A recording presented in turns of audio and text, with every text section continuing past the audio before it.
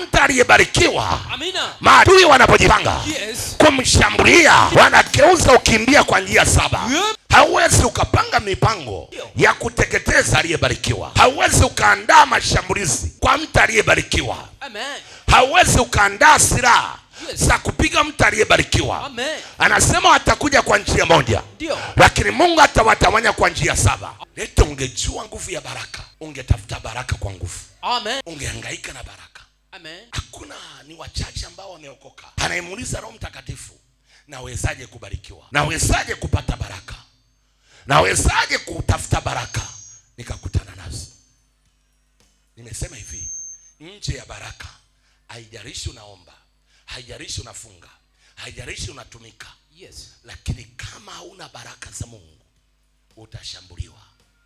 Ukiwa kwenye utumishi wako, ukiwa kwenye baraka yako, ukiwa kwenye huduma yako.